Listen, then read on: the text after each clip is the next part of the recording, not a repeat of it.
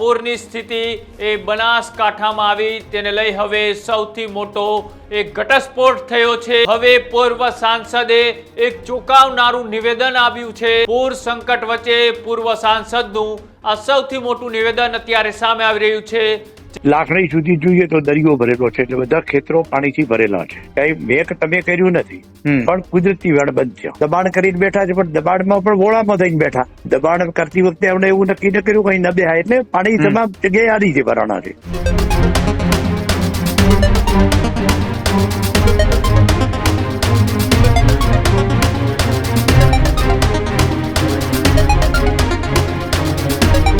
महत्वपूर्ण समाचार बनासकांठाथी सामे आवी रह्या छे। बनासकांठामां जे अति भारे वरसादना कारणे पूरनी स्थिति सर्जाई, अनेक गामोए संपर्क विहोणा थया अने ज्यारे आ पूरनी स्थिति ए बनासकांठामां आवी तेने लई हवे सौथी मोटो एक घटस्फोट थयो छे। बनासकांठा पूर पर हवे पूर्व सांसदे एक चौंकावनारुं निवेदन आप्युं छे अने जे निवेदन ए बीजा कोई नहीं पण ए बनासकांठाना पूर्व सांसद परबत पटेले ए पूरग्रस्त विस्तारनी ज्यारे मुलाकात लीधी हती त्यारे पूर संकट वच्चे पूर्व सांसदनुं आ सौथी मोटुं निवेदन अत्यारे सामे आवी रह्युं छे। जेमां ए पूर्व सांसदे आखरे कोना पर इशारो कर्यो छे आ पूरनी स्थितिने लई कुदरतथी साथे साथे કેટલાક લોકોએ જવાબદાર ઠેરવ્યા છે। એ પૂર્વ સાંસદ પરબત પટેલે તમે જાતે આ સમસ્યા ઊભી કરી હોવાનું પણ એ પરબત પટેલે એક નિવેદન આપ્યું છે। ભૂતકાળના પૂરોમાં આવી સ્થિતિ નહોતી થતી તેવું પણ તેમના દ્વારા નિવેદન આપવામાં આવ્યું છે અને સાથે એ પેલા ખેડૂતો ગામમાં રહેતા હતા, હવે એ જ ખેડૂતો એ વાડી અને સીમમાં રહેવા ગયા હોવાની પણ તેમના દ્વારા વાત કરી અને આટકતરી રીતે તેમને કોઈ વ્યક્તિઓ ઉપર નિશાન સાધ્યું। સાથે જે દ્રશ્યો તમે ટીવી સ્ક્રીન ઉપર જોઈ રહ્યા છો આ બનાસકાંઠાએ જે પૂરે તારાજી સર્જી તેના દ્રશ્યો છે કે જેમાં એ અનેક લોકો આનાથી પ્રભાવિત થયા હતા અને હજુ પણ એ પૂરના પાણી ઓસરી નથી રહ્યા। પૂર પર હવે રાજનીતિ તેજ બની છે। તમામ નેતાઓ એ ભારતીય जनता पार्टी कांग्रेस के पछी तमाम पक्षों ए बनासकांठाना पूरनी स्थितिनी समीक्षा करवा जई रह्या छे। ए ज रीतना हवे ए बनासकांठाना पूर्व सांसद परबत पटेल पण समीक्षा करवा गया हता। समीक्षा बाद परबत पटेलनुं एक चौंकावनारुं निवेदन सामे आव्युं छे। परबत पटेले आ एक कुदरती आफत नथी तेवुं पण कह्युं ने कह्युं आ मानव सर्जित आफत छे। કેટલાક લોકોના કારણે આ પૂર અહીંયા આવ્યું હોય તેવું પણ પરબત પટેલે નિવેદન આપ્યું હતું। પરબત પટેલના નિવેદનથી હવે ક્યાંક રાજકીય હડકંપ મચી છે બનાસકાંઠામાં, કેમ કે જ્યારથી બનાસકાંઠામાં પૂર આવ્યું છે ત્યારથી લઈ અત્યાર સુધી અનેક એવા નિવેદનો આવ્યા છે કે જે નદીઓ છે તેના વહેણ બદલી નાખવામાં આવ્યા છે, કેનાલો કાઢવામાં આવી છે, કેનાલમાં ક્યાંક ડીપ નથી રાખવામાં આવી, તેના કારણે આ પાણી ભરાવાનો પ્રશ્ન થયો છે। અને સૌથી મોટો સવાલ બનાસકાંઠાની આજુબાજુમાં જે અગરિયાઓ છે મીઠાના, એ મીઠાના અગરિયાઓને કોઈ રોકી નથી શકતું અને તેના કારણે આ પૂરની સ્થિતિ એ બનાસકાંઠામાં ફરી વખત સર્જાય છે। આ પેલા 2017માં પણ બનાસકાંઠાની આ જ પરિસ્થિતિ થઈ હતી અને વારંવાર એ ફરીથી બનાસકાંઠા આવી પરિસ્થિતિનો સામનો કરી રહ્યું છે।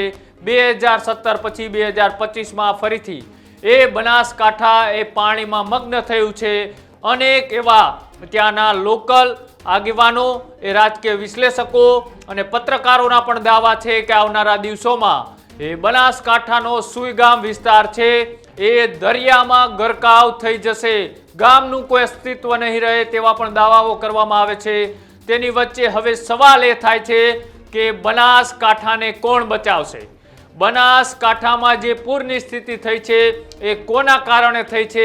કેમ બનાસકાંઠામાં આટલા દિવસ પછી પણ એ વરસાદી પાણી ઓસરી નથી રહ્યા? જે રીતના એ પરબત પટેલનું નિવેદન સામે આવ્યું હતું, નિવેદન બાદ હવે અમારા એડિટર પ્રદીપ કચિયાએ તેમની સાથે સીધી ટેલિફોનિક ચર્ચા કરી હતી અને ટેલિફોનિક ચર્ચામાં તેમને શું વાત કરી આવો તે પણ સાંભળીએ।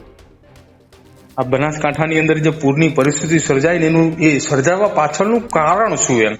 કારણ તો જયારે કુદરતી વરસાદ આવે ત્યારે એને કોઈ એટલે આ પરિસ્થિતિ તો બરોબર ફ્લડ મારે આવતો જ પણ ક્યાંક ક્યાંક બોલતો શું તો અમે બધા ખેતરોમાં રહેવા ગયા. એટલે જે ક્યાંક ને ક્યાંક કુદરતી વેણ હતા, કુદરતી સ્ત્રોત હતા, એ ક્યાંક બંધ થવાને આખે ગામોમાં ક્યાંક ગામમાં બધે ગામોમાં પાણી નહીં હોય. પણ ખેતરો આખા તરબોળ દરિયો હારી છેક સોઈગામ થી લાખણી સુધી જોઈએ તો દરિયો ભરેલો છે. એટલે બધા ખેતરો પાણીથી ભરેલા છે. એટલે ક્યાંય ખેતર સમતળ થયા હોય, ક્યાંય આડબંધમાં જ્યાં હોય, એટલે કોઈની કલ્પના આવી દો કે આવું પાણી આવશે. અને જેથી કરીને જે કઈ પાણીનું રોકાણ છે કુદરતી વેણ બંધ થયો હોય એને લીધે આ પરિસ્થિતિ થઈ. બાકી તો લોકોની રીતે જીવી શકે, પણ કઈ મેં તમે કર્યું નથી, પણ કુદરતી વેણ બંધ થયો. અચ્છા, એટલે આપ એવું માનો છો કે જે ખેડૂતો ગામની અંદરથી ખેતરની અંદર રહેવા ગયા કે જેના કારણે કુદરતી વેણ બંધ થયા? ના, અમે બધા 95% અમે ખેતરોમાં રહ્યા. ગામમાં કોઈ વસ્તી છે જ નહીં. પેલા વરસાદ આવે, ગામનું તળાવ ફાટીને ગામમાં ના આવે એની ગામ ચિંતા કરતું. એક ગામની ચિંતા રાખવી પડતી હતી. અત્યારે એક ગામ બરાબર એક ખેતર, એક ખેતર બરાબર એક ગામ. એટલા જુદી જુદી ચારે બાજુ વસવાટો થઈ ગયા. એટલે ક્યાંક ને ક્યાંક કુદરતી વેણ અટક્યો. અચ્છા પરબતભાઈ, તમે એવું કહો છો કે કુદરતી વેણ અટક્યો, ખેડૂતોની તમે વાત કરી. તમને એવું નથી લાગતું કે બનાસકાંઠાના જે રણ વિસ્તારો જે છે, જ્યાં સૂકું ભટ્ટ રણ છે, કે જ્યાં મીઠાના અગરિયાઓ રહી રહ્યા છે, જ્યાં મીઠાના અગરિયાઓ પોતાનું કામ કરી રહ્યા છે, એ પણ જવાબદાર ના કહી શકાય એની પાછળ? કેમ કે એના કારણે પણ નદીના વહેણ બદલાયા છે, એના કારણે પણ આ પરિસ્થિતિનું નિર્માણ થઈ શકે છે. હા, એટલે આ તો શું છે કે ક્યાંક ને ક્યાંક હવે ગણો કે અમારે ક્યાંય જે જમીન વિહોણા છે, ખેત મજૂરો છે, એ પણ ક્યાંક દબાણ કરીને બેઠા છે, પણ દબાણમાં પણ વોળામાં થઈને બેઠા. દબાણ કરતી વખતે એમણે એવું નક્કી ન કર્યું કઈ ન બેહાય, એટલે પાણી તમામ જગ્યાએ આડી છે ભરાણા છે. અચ્છા પરબતભાઈ, હવે આવનારા સમયની અંદર રાજ્ય સરકાર પણ તૈયારી કરી રહી છે કે આ પ્રકારની પરિસ્થિતિનું ફરીવાર નિર્માણ ન થાય એ માટે તૈયારી કરવામાં આવશે. તો શું ગેરકાયદેસર મીઠાના અગરિયાઓ જે બેઠા છે, જે મોટી મોટી કંપનીઓ ખોલીને ગેરકાયદેસર રીતે બેઠા છે, એની સામે કાર્યવાહી કરવામાં આવશે ખરા? ના, હવે એ તો શું છે કે સરકારની રીતે નક્કી કરે શું કરવું હોય. પણ ગેરકાયદેસર છે, કાયદેસર છે, જ્યાં રોજગારીનો સવાલ પેદા થાય શું થશે. પણ ક્યાંય ને ક્યાંય જે છે એમાં સાચે રસ્તા ઉપર બધાએ પ્રયત્નો કરવા જોઈએ. અને મારી દ્રષ્ટિએ મારા એકને લીધે 1000 જણને નુકસાન થતું હોય તો મારે એવું નુકસાન ન કરાવવું જોઈએ. અચ્છા, બિલકુલ. આભાર, વાતચીત કરો.